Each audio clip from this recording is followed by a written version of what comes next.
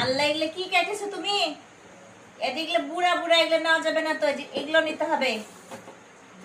এরকম নরম নরম দেখে নিতে হয়। তুমি এগুলো কি কেটেছো? আর এত এত বড় বড় ডাঁটা কাটে? তোমার বাপের মাথা এটা কাটেছো? এত বড় তো কাটে। এটা ছোট ছোট করে কাটবা, তাহলে চাবি খেতে খেতে ভালো হবে। এটা এক পাশে, এটা এক পাশে ধরতে হবে। এইভাবে ডাঁটা কি কাটেছো এগুলা? আর মুরগি কাটা হয়নি এখনো। মুরগি কখন কাটবা? কাটবো মানে কয়টা বাজে? খাবো কখন বলো তো? স্কুল থেকে তোমার মতো একটা ঢেকি মেয়েকে নিয়ে এসে আমার সংসারে তো অভাবের শেষ নাই। আজব আপনি ঢেকি বলছেন কেন? ঢেকি বলবো না তো কি বলবো বলো? আপনি কি মাথা গরম করে দিলেন? মাথা গরম করবো কিসের জন্য?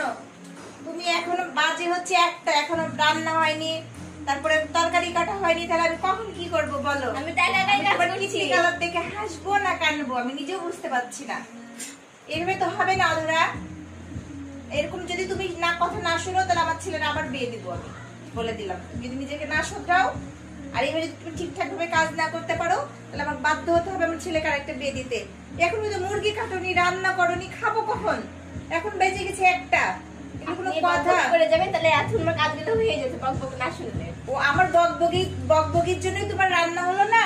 এটা কোনো কথা নাকি? হ্যাঁ, হায়রে আল্লাহ, কোন যুগে বসবাস করছি?